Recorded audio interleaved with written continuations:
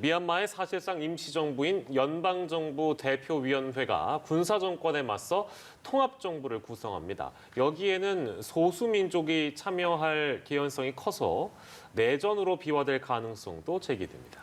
네, 유럽 일부에서 아스트라제네카의 코로나19 백신 사용에 나이 제한을 두는 가운데 유럽의약품청은 이 백신에서 특정 나이대에 대한 위험이 발견되지 않았다고 재차 밝혔습니다. 밤사이 들어온 글로벌 뉴스 김지수 기자와 살펴보겠습니다. 어서 오십시오. 안녕하세요. 네, 미얀마에서 오늘 군사정권에 맞서는 통합정부가 구성된다 이런 소식인데 이걸 이제 계기로 해서 미얀마 사태가 새로운 국면을 맞을 것으로 보입니다. 네, 미얀마 민주진영의 임시정부 역할을 하는 연방정부 대표위원회가 오늘 군사 정권에 맞서 국민통합정부를 구성합니다. 연방정부 대표위원회는 지난해 총선에서 아웅산 수치 국가고문이 이끄는 민주주의 민족동맹 소속으로 출마해 당선된 이들로 구성됐습니다. 위원회는 새로 구성될 통합정부의 경우 군부가 지난 2008년 만든 헌법을 폐기하고 과도적으로 연방 민주주의 헌장을 채택하는 방안을 모색할 것이라고 밝혔습니다. 새 통합정부에 소수민족 무장단체가 참여하는지 여부는 아직 확실하게 알려지지 않았습니다. 그러나 민주진영이 그동안 군부에 맞서기 위해 소수민족 무장단체들에게 연대하자고 제안해온 만큼 주요 소수민족 무장단체들이 참여할 것으로 예상됩니다. 이 경우 군부의 시위대 학살로 진행돼 온 쿠데타 저항운동 양상에 변화가 생길 것으로 전망됩니다. 통합정부가 무장투쟁을 펼칠 경우 내전으로 비화할 가능성이 커졌습니다. 브루게노 유엔 미얀마 특별대사는 미얀마 사태가 내전으로 확대될 가능성이 커졌다고 경고했습니다.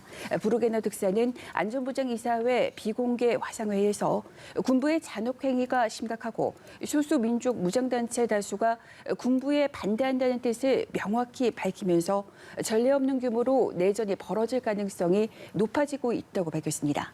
그는 유엔 안전보장이사회가 모든 수단을 검토해 주길 요청한다면서 미얀마는 대학살을 눈앞에 두고 있다며 군부가 대화에 나설 준비가 될 때까지 기다리면 상황은 악화할 뿐이라고 지적했습니다. 지난 2월 1일 쿠데타가 벌어진 이후 두 달간 군경에 의해 희생된 사람들은 최소 536명으로 집계됐습니다. 네, 이번에는 북한 문제 짚어보겠습니다. 바이든 행정부 출범 이후 북한이 계속해서 미사일을 잇따라 발사해서 국제사회가 굉장히 긴장을 했었는데요. 이런 북한이 꾸준하게 핵과 탄도미사일 기술을 고도화하고 있다. 이런 유엔 평가가 나왔다고요? 네, 유엔 안전보장이사회나 대북제재위원회가 이 같은 내용의 전문가 패널 보고서를 공개했습니다. 보고서는 북한이 핵탄도 탑재가 가능한 새로운 중거리, 단거리 탄도미사일과 잠수함 발사 탄도미사일, 대륙간 탄도미사일 체계를 선보였다고 밝혔습니다. 모든 사거리의 탄도미사일에 핵탄도를 탑재할 가능성이 매우 높아졌다는 겁니다. 이 같은 유엔의 평가는 핵무기를 작고 가볍게 만들어 전술 무기화했다는 북한의 주장과 일치해서 주목됩니다. 또 단거리와 중거리 탄도미사일 추진체 연료가 액체에서 곡체로 바뀌고 있어서 기동성이 강화됐다는 평가도 나왔습니다. 북한의 미사일 관련 제조 공장에서 활동이 관찰됐다는 보고도 나왔습니다. 보고서는 북한이 탄도미사일 인프라를 업그레이드했다며 북한이 이런 개발 프로그램을 위한 원료와 기술을 계속 수입하려 했다고 밝혔습니다. 북한이 평안북도 영변 핵시설을 계속 가동 중이라는 보고도 함께 나왔습니다. 또 보고서에서 눈에 띄는 건 북한의 김일성 대학교와 김책공대는 핵무기 프로그램과 관련한 연구 논문을 발표했다는 건데요. 북한의 대학교들이 대량 살상 무기 제조로 전용될 수 있는 기술 연구를 계속하고 있다는 걸 알 수 있겠습니다. 네, 이번에 유엔의 발표한 보고서 보면 북한이 핵과 미사일 개발 자금 확보하기 위해서 금융기관에 대한 해킹을 멈추지 않고 있다. 이런 내용도 담겼다고요. 네, 맞습니다. 북한이 제재에도 불구하고 가상화폐 거래소와 금융기관에 대한 사이버 공격을 멈추지 않은 것으로 조사됐습니다. 핵과 미사일 개발 자금을 마련하기 위해서인데요.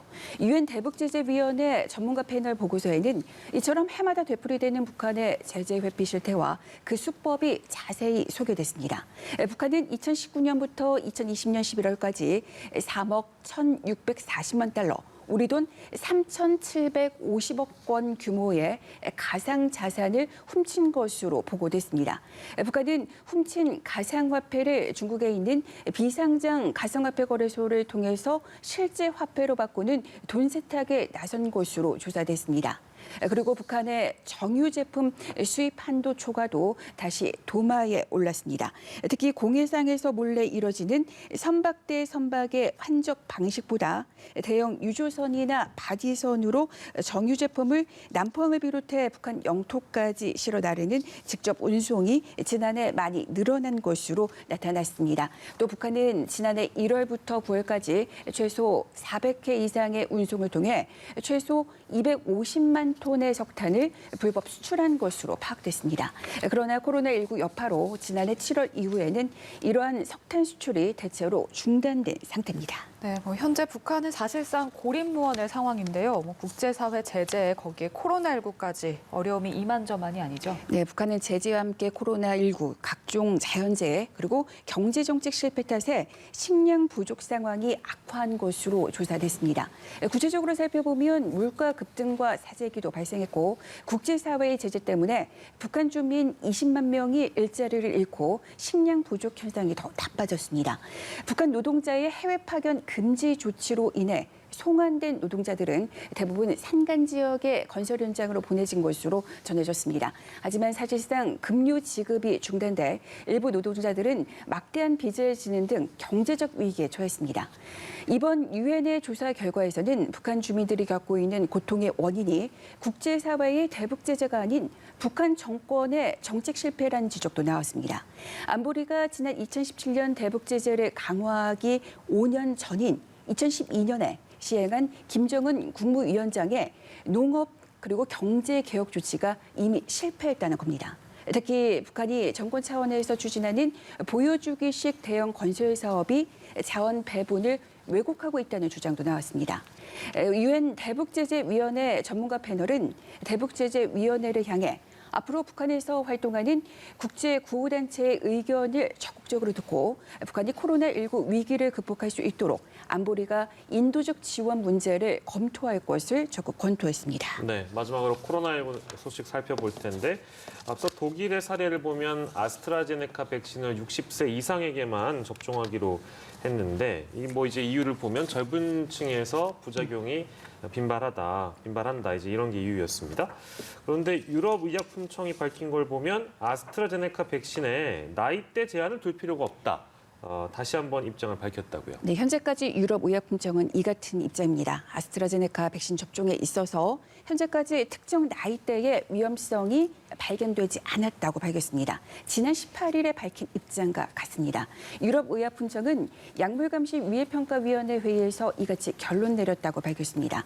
유럽의약품청은 외부 전문가들의 점검 결과 희귀한 부작용 사례들과 관련해 나이나 성별, 혈전증, 병력에 따른 특별한 위험 요소를 발견하지 못했다고 밝혔습니다. 아스트라제네카 백신과 부작용의 인과관계는 증명되지 않았다고 강조하면서 추가 분석이 이어진다고 언급하며 여지를 남겼습니다. 유럽의약품청은 오는 6일에서 9일 안전성위원회를 열고 이와 관련해서 최종 결론을 내릴 예정입니다. 미국에서는 이르면 가을부터 18세 미만 청소년에 대한 코로나19 백신 접종이 시작될 것으로 보입니다. 화이자와 바이온테크는 미국 청소년을 상대로 코로나19 백신의 3차 임상시험을 한 그 초기 결과 증상을 보이는 코로나19를 100% 예방하는 것으로 나타났다고 밝혔습니다. 화이자는 올 가을 새 학기 시작 전에 백신 접종을 시작할 수 있기를 바란다고 전했습니다.